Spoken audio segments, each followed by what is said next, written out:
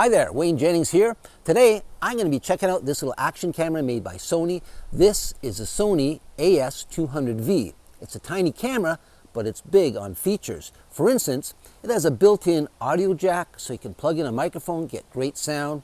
It also has a built-in tripod socket so you can mount it almost anywhere.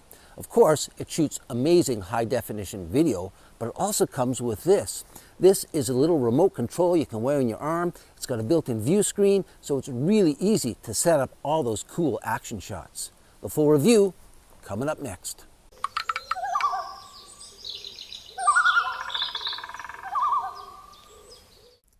The Sony HDR AS200V action camera features a weather-sealed, splash-proof body.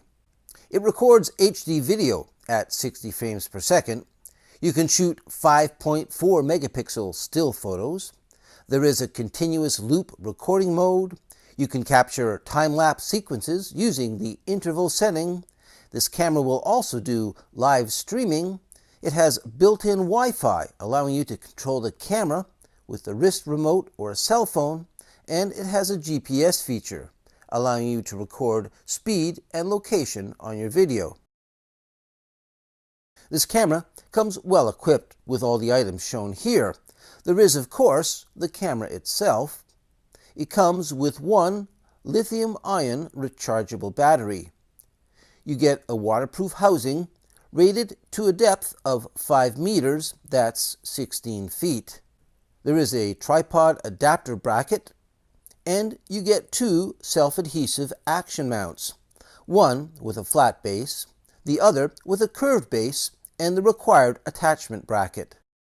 There is a user manual, and this particular package comes with the live view remote, but you can also purchase the camera and remote separately. This Sony action camera is very small and lightweight and has this nice, sleek, low-profile design. Let's check it out here. On the front, of course, it's dominated by the lens. This is a Zeiss Tessar wide-angle lens, f2.8. Below the lens are two stereo microphones, left and right. The right side is the main control panel. You have a black and white LCD display here, and two buttons that allow you to cycle through the menu. It's a little tiny speaker down here. Moving to the back of the camera, we have the main button, which is used to start and stop your recording and take photos. The nice thing, there's this little hold button on the top here that allows you to lock it so it won't accidentally record, or if you are recording, won't accidentally turn it off for you. So that's a nice little feature to have. And on the back here, this is also the access panel for the battery and the micro SD card, or you can use Sony's own micro memory stick card in there as well. Now, you may not be able to see it very clearly, but if you have a look all around this door, there's this kind of gray colored gasket. It's like a very fine O-ring, and that just gives it a watertight seal that gives this camera its splash proof rating. And there you go, it says splash proof right on the side there. Going to the bottom, we have a couple panels here. There's a little socket here for the tripod adapter, but there's this main panel. When you open that up, there is a microphone input jack. There is a HDMI output, and in the middle here, this is a expansion port for other accessories, and that just snaps closed. And then there's another port back here, revealing the USB cable for charging the camera. When this is on and powered and you're recording, there are a few indicator lights. Let's just turn it on here. So there's an indicator light on the top, a little red LED, and there's one at the back as well. So from different angles you can glance over and see that it is in fact recording.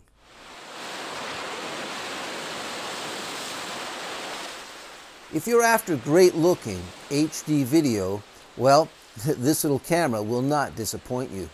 I was really impressed with the quality of the video produced by this Sony camera. With a high-speed memory card inserted, you have the option of choosing Sony's professional high bitrate codec, XAVCS. This codec allows for an extremely high data rate of 50 megabits per second and can be used when shooting 1080p video at 24, 30, or 60 frames per second.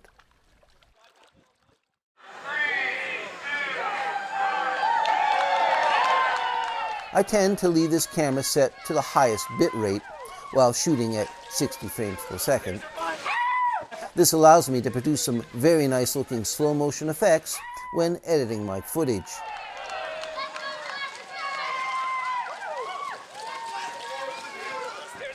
There is also provision for lower resolutions, with settings of 720p at a frame rate of 30 frames per second, or a high-speed 120 frames per second for impressive slow motion.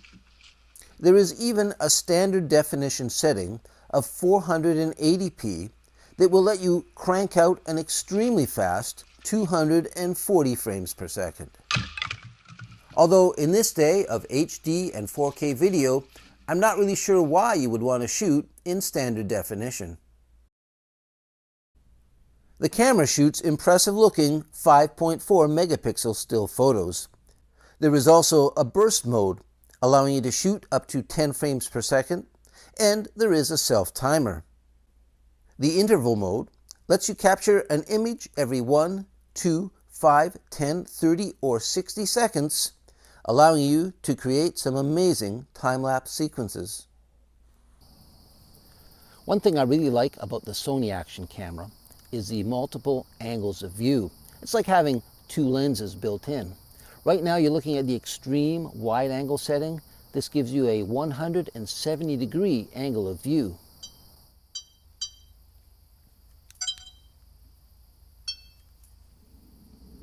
So now what you're looking at is the 120-degree angle of view. It's a little closer, just brings you into your subject a bit more, and it's not quite as distorted as that ultra-wide angle shot. There is a built-in electronic image stabilizer. When activated, this feature only works at the 120-degree field of view setting. Although not as smooth as, say, using a powered gimbal, I feel it does a pretty good job. Whether you're walking down an uneven forest path,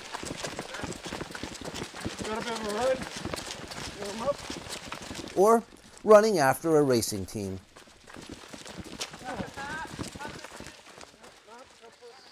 What I really like about this camera is the quality of the audio. It has two built-in stereo microphones on the front of the camera, and because this is a splash-proof camera, I don't have to put it in that plastic housing. And that's the problem with a lot of these cameras. When you put it in the housing, the sound becomes hollow and echoey. Not with this one. It's really good audio. Now, I'm only about half a meter away, so it's gonna pick up pretty good. If I move back, you know, it's gonna get a little distant sounding, or if it's windy, it may not be as good. But the good news here is, look at this. You can plug in an external microphone. There's a microphone input jack on the bottom of this camera. So just take a little lavalier mic here, and it has a regular 3.5mm input jack. No fancy USB cables to worry about. So let's just do a little test here. Right now, I'm talking into the built-in mic. Actually, I'm going to move back a bit. So I'm about a meter away, and that's the quality of the sound I'll get. It's pretty good, huh? I mean, I could use that. Certainly I would use that if I had to. I'll plug this mic in now, and you'll see how much better the sound is.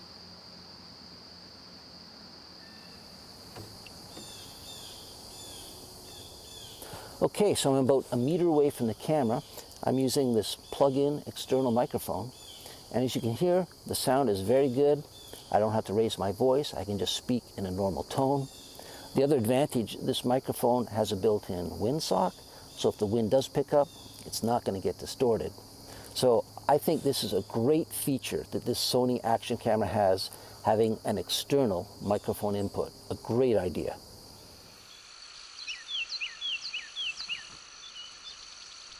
When it comes to exposure, this camera is fully automatic, although there are a few controls you can use to tweak the image. The most useful one is the AE shift mode. This allows you to over or underexpose the image in small increments up to the equivalent of plus or minus 2 f-stops. I also really like the white balance control on this camera. As well as the traditional automatic white balance, you can also perform a manual white balance, and there is a cool feature usually only found on professional cameras that allows you to go in and manually set the color temperature in degrees Kelvin. This is a feature I really can appreciate. There is also a color mode selector that lets you choose between natural and vivid.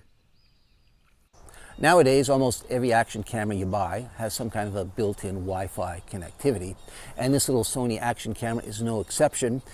There's an app you can download to your phone or tablet, which allows you to use it as a remote control.